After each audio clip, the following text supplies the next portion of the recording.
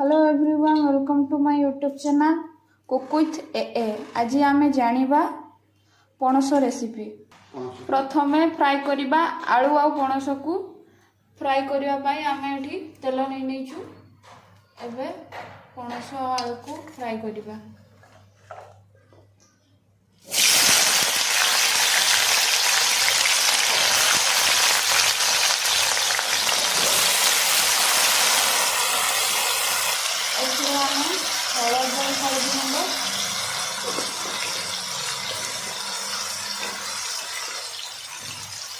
और स्वाद अनुसार लूण ऐड करिए।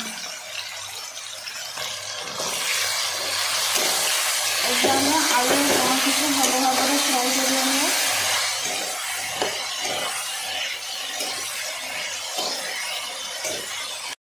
2 मिनट फ्राई कर सारा पर आम को काढ़ी नबू। आम रांधवार प्रोसेस जानिबा। प्रथमे गोटे इलायची नवा, 2टी तेजपत्र,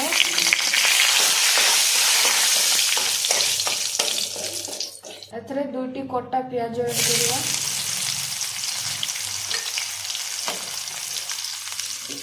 ताको भल भाव फ्राई करवा।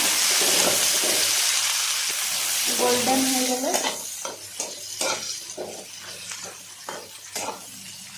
अदा रसुण पकाई प्याजर कलर गोल्डन होगा पर्यंत फ्राई करवा।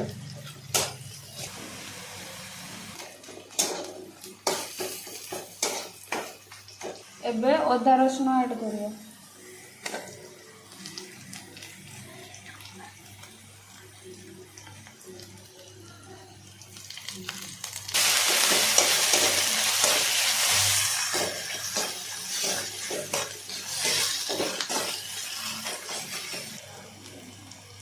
एबे हमें कंचा लंका एबे हमें चिली पाउडर ऐड करवा।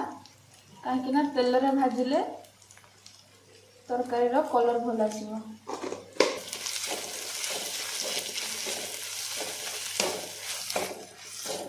एबे हमें 2टी कटा टमाटो ऐड करबे। एथि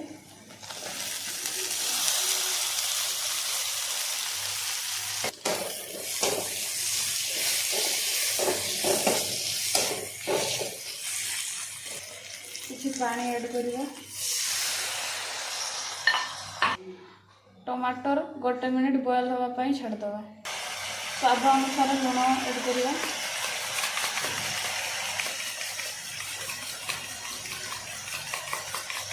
एथिरे 1 चामच हळदी गुंड,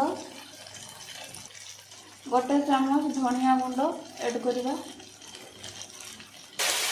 आम भल भाव मिक्स करिया। 1 चामच चिकन मसाला ऐड करिया। मसाला सहित भल भाव मिक्स करिया।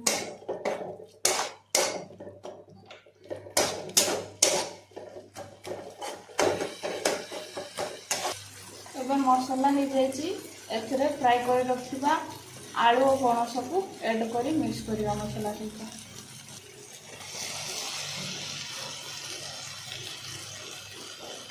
मसाला सहित मिक्स कर सारा पर भल भाव कषा ये पर्यंत तेल न बाहरी। एबे 1 चामच गरम मसला ऐड करिया।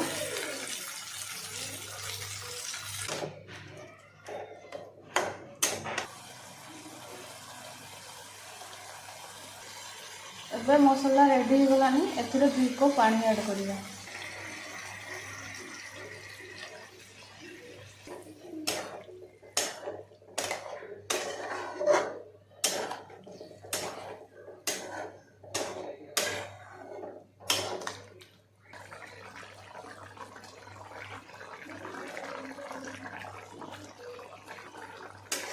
एबे हमरो पणस तरकारी रेडी हो साची। या चाहिए आपण भात रे, रोटी रे, मुड़ी रे मध्य खाई परिबे।